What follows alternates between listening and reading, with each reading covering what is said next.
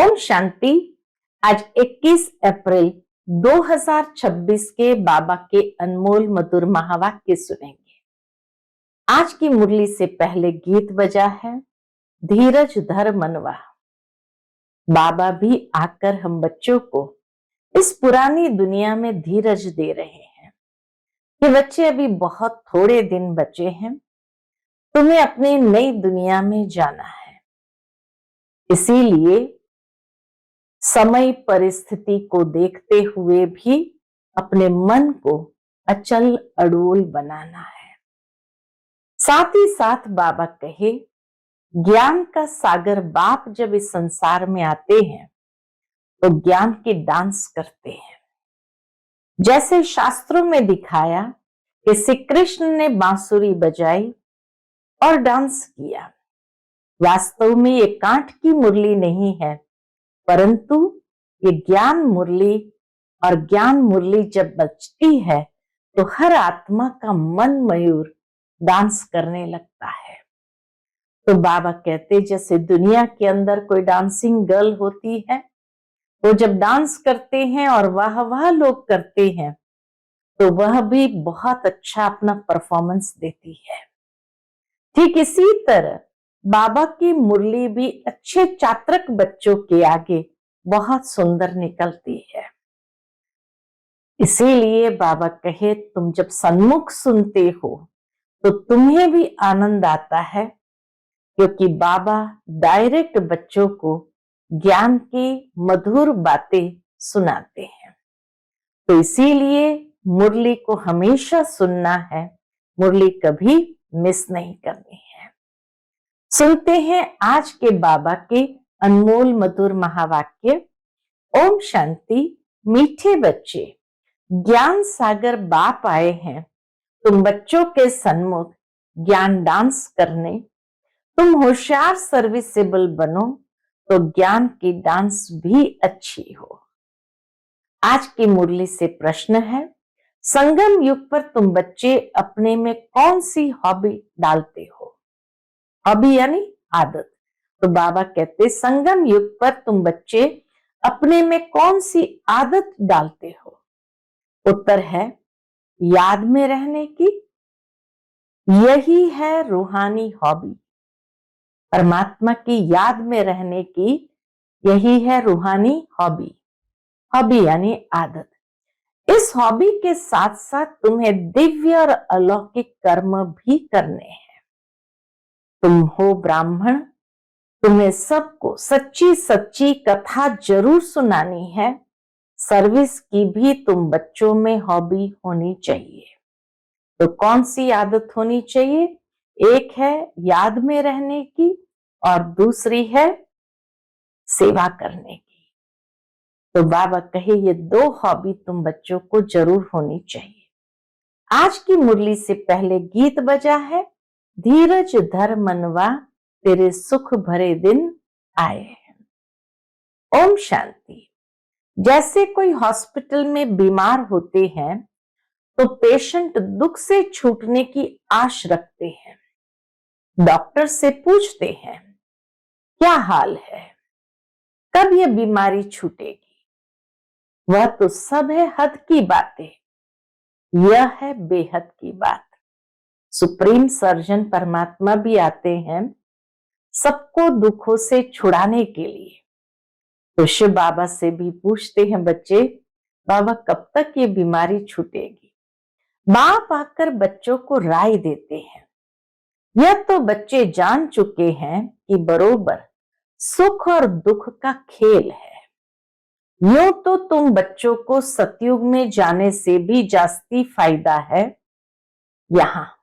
बाबा कहे यूं तो तुम बच्चों को सतयुग में जाने से भी जास्ती फायदा यहाँ है, क्योंकि जानते हो कि इस समय हम ईश्वरीय गोद में हैं, ईश्वरीय औलाद है, ईश्वरीय संतान है।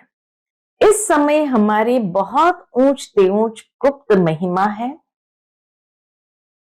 मनुष्य मात्र बाप को शिव, ईश्वर, भगवान भी कहते हैं, परंतु जानते नहीं हैं, बुलाते रहते हैं ड्रामा अनुसार ही ऐसा हुआ है। ज्ञान और अज्ञान दिन और रात जाते भी आते हैं, परंतु तमो प्रधान बुद्धि ऐसे बन गए हैं जो अपने को तमो प्रधान समझते ही नहीं है। किसकी तकदीर में बाप का वर्षा हो तब तो बुद्धि में बैठ सके।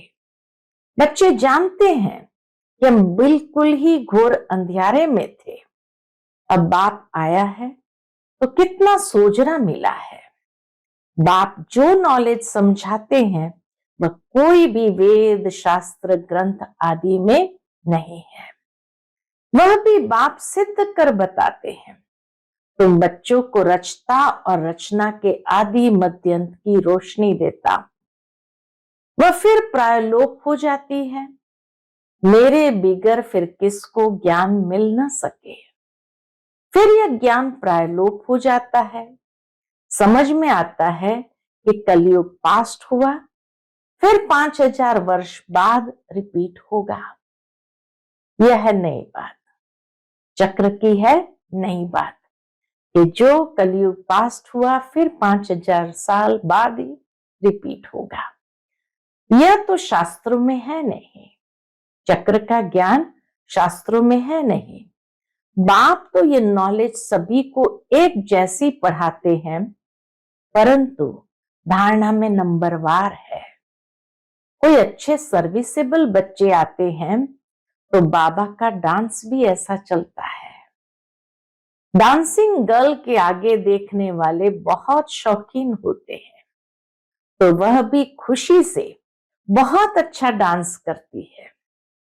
थोड़े बैठे होंगे तो कॉमन रीति से थोड़ा डांस करेगी। वाह वाह करने वाले बहुत होंगे तो उनका भी उल्लास बढ़ेगा। तो यहां भी ऐसे ही है, जैसे दुनिया में होता है तो बाबा के यहां भी ऐसे हैं। मुरली सब बच्चे सुनते हैं, लेकिन सन्मुख सुनने की बात ही और है ना। यह भी दिखाते हैं कि श्री कृष्ण डांस करता था। डांस कोई वह नहीं, वास्तव में है ज्ञान की डांस।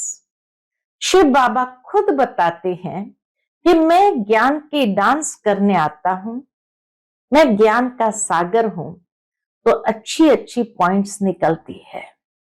यह है ज्ञान की मुरली, काठ की मुरली नहीं है, ये ज्ञान की मुरली है।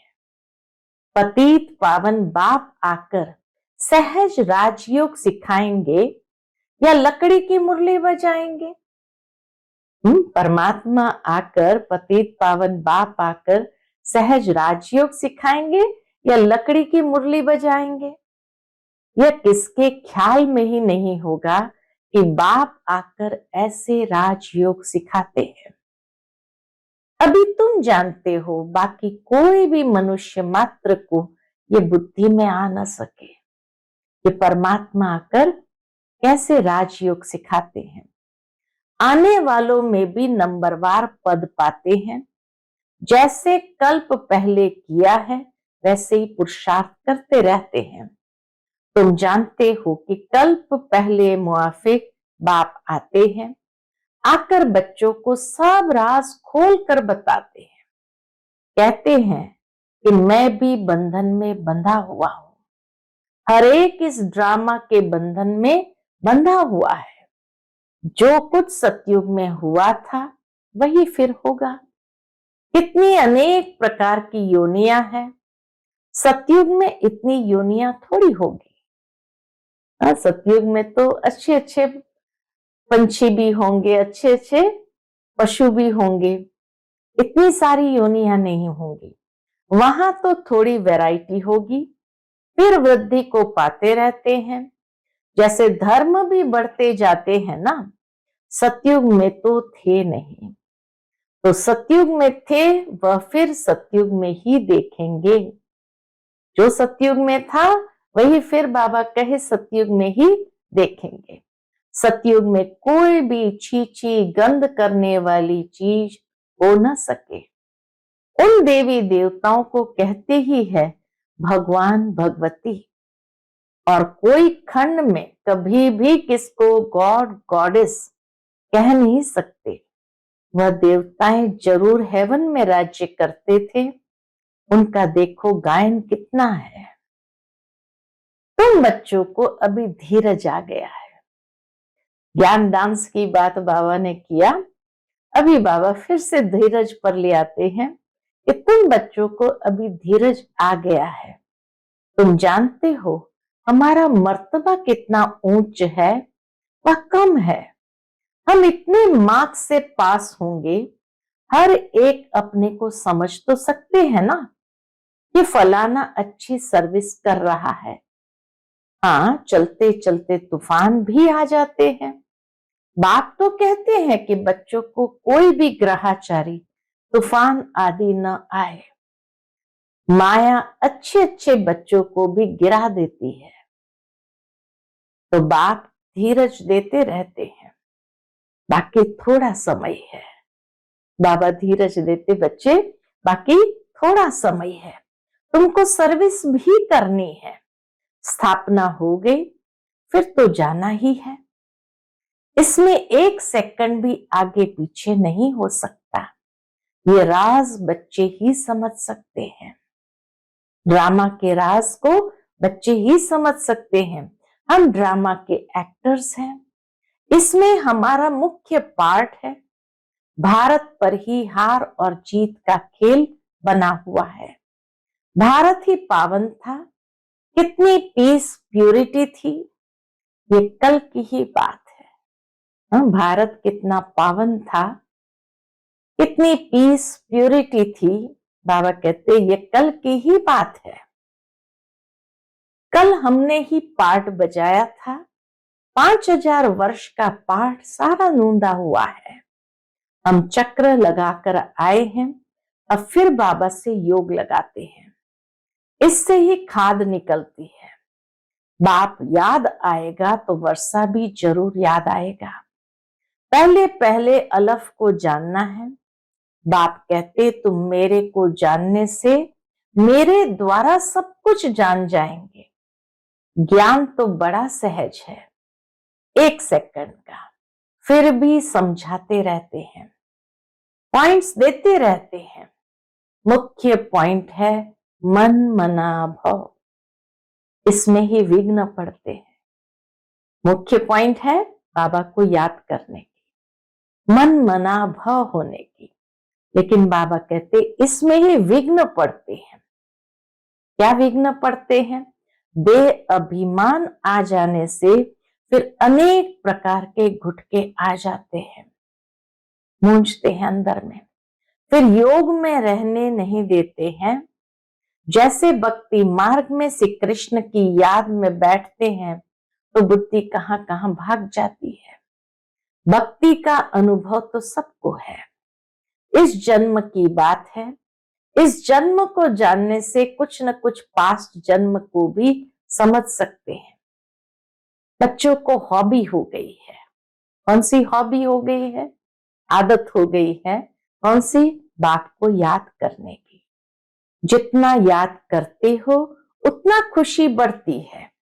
साथ साथ दिव्य अलौकिक कर्म भी करना है। एक तो बाबा को याद करना है, साथ साथ दिव्य अलौकिक कर्म भी करना है। क्यों? क्योंकि तुम हो ब्राह्मण, तुम सत्यनारायण की कथा, अमर कथा सुनाते हो, अर्थात सेवा भी करना है। तो याद भी करना है, कर्म भी अच्छा करना और सेवा भी करना है।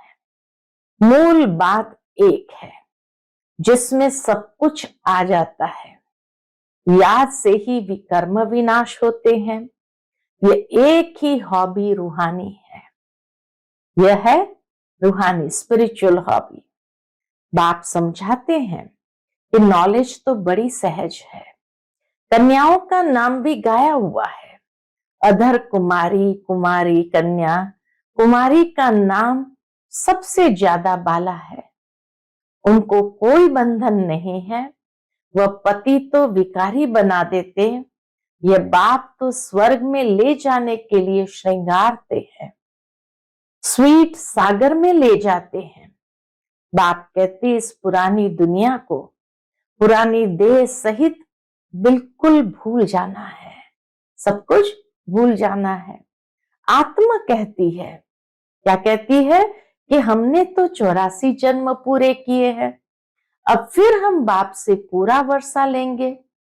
हिम्मत रखते हैं, फिर भी माया से लड़ाई तो है। हिम्मत रखते हैं बच्चे, लेकिन फिर भी माया से लड़ाई तो है। आगे तो यह बाबा है, फ्रंट में तो बाबा है।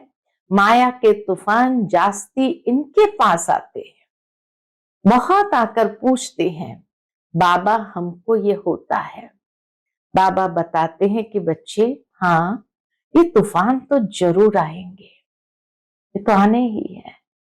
तो पहले तो बाबा के पास आते, ब्रह्मा बाबा के पास आते, फिर पीछे बच्चे हैं तो बच्चों के पास आएंगे।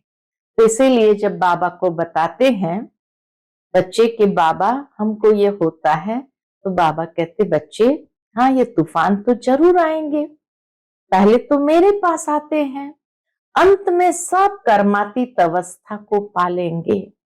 ये कोई नई बात नहीं है, कल्प पहले भी हुआ था, ड्रामा में पार्ट बजाया, अब फिर वापस घर जाते हैं।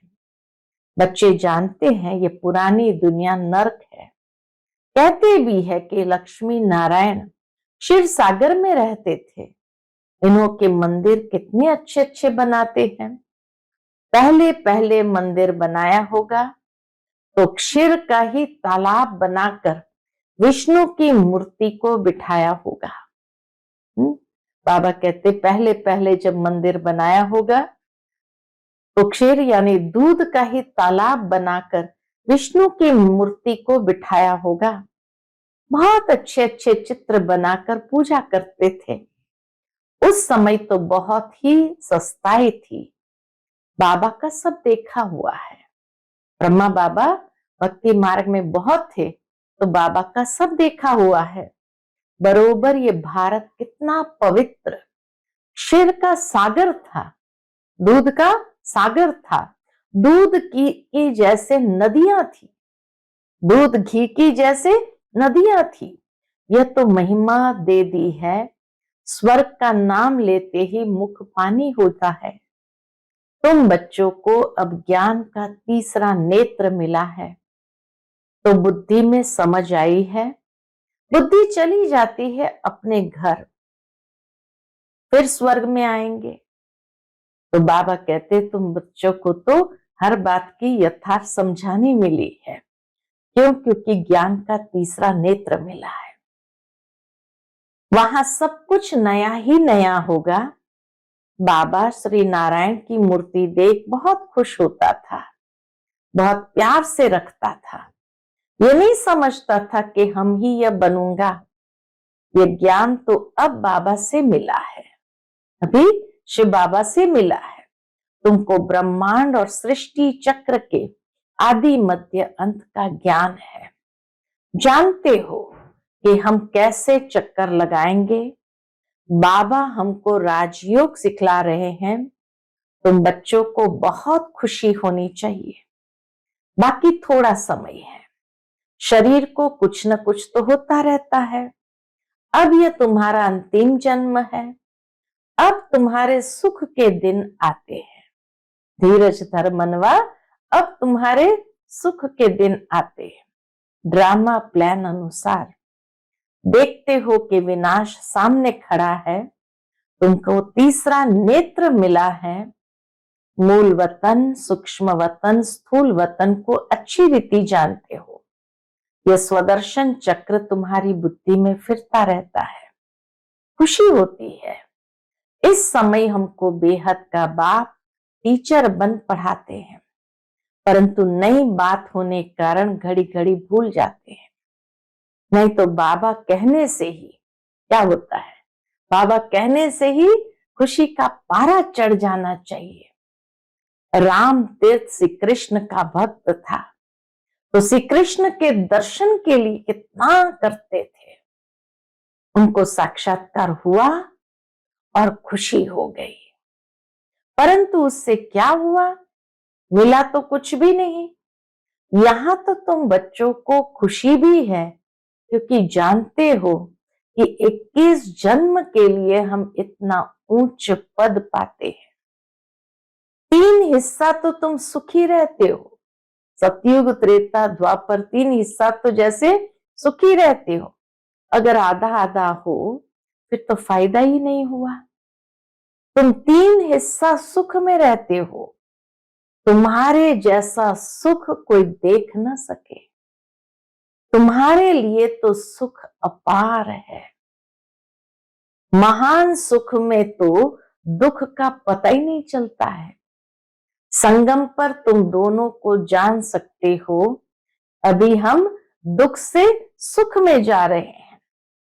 मुंह है दिन तरफ और लात है रात तरफ। इस दुनिया को लात मारनी है, अर्थात बुद्धि से भूलना है।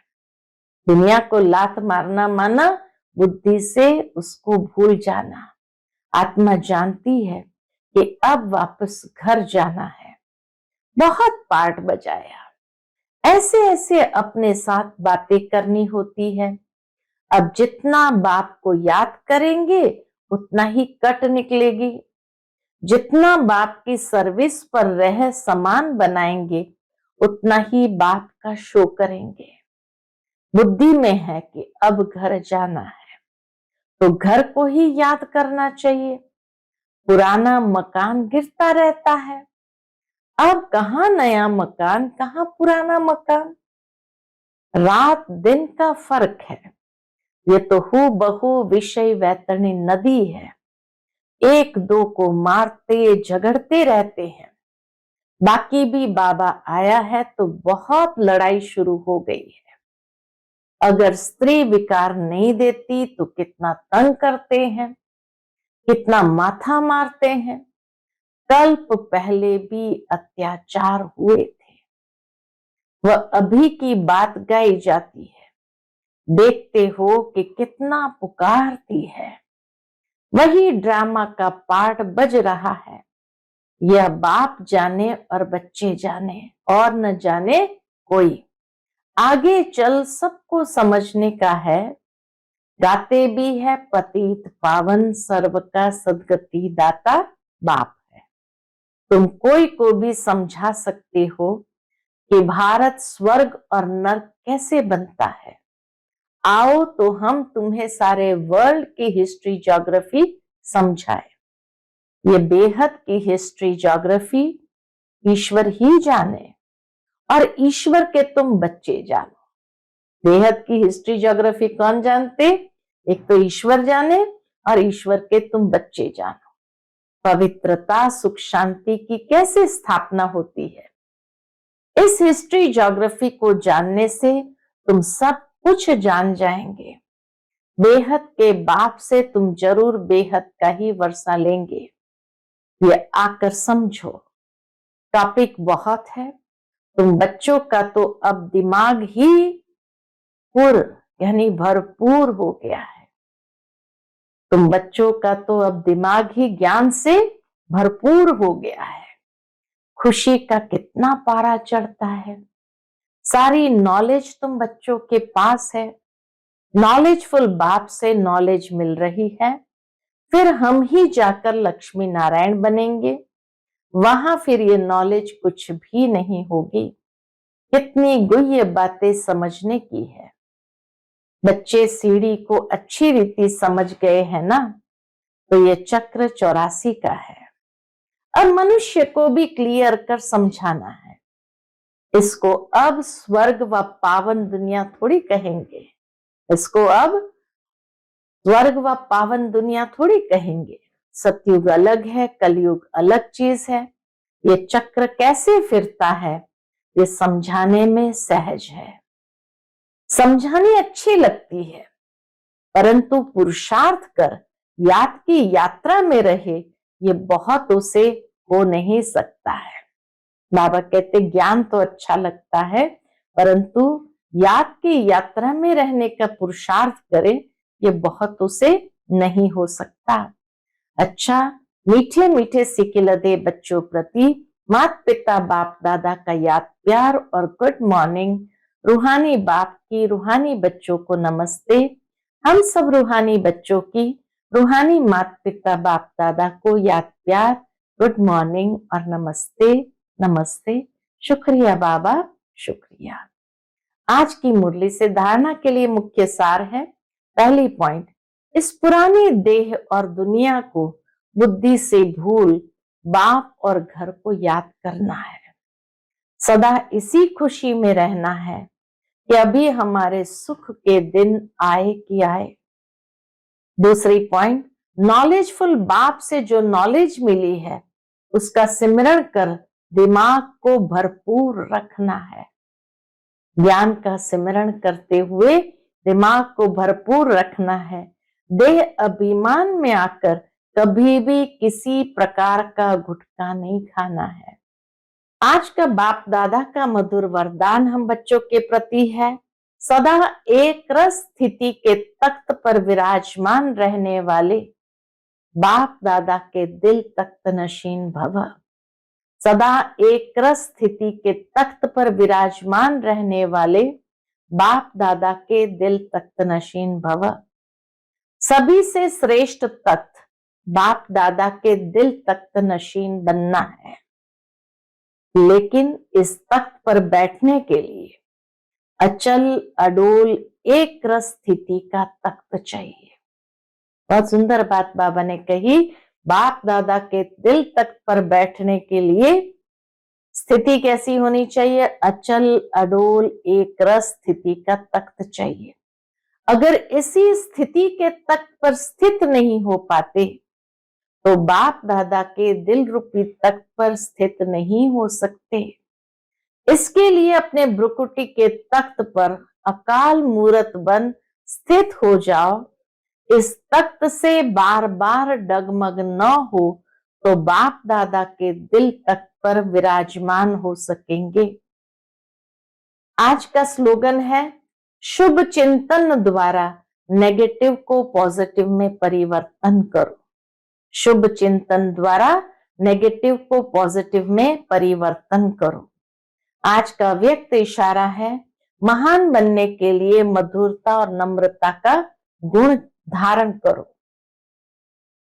उसके अंतर्गत बाबा कहते, ब्रह्मा बाप अपने हर बच्चे के चेहरे पर एक तो सदा रूहानियत की मुस्कुराहट देखना चाहते हैं और दूसरा मुख से सदा मधुर बोल सुनना चाहते हैं। एक तो रूहानियत की मुस्कुराहट देखना चाहते हैं और दूसरा मुख से सदा मधुर बोल सुनना चाहते हैं। एक शब्द भी मधुरता के बिना नहीं हो। चेहरे पर रूहानियत हो, मुख में मधुरता हो और मन बुद्धि में सदा शुभ भावना, रहम दिल की भावना, दातापन की भावना हो, हर कदम में फॉलो फादर हो। यही पालना का रिटर्न है। यही बाबा की पालना का रिटर्न है। अच्छा, ओम शांति।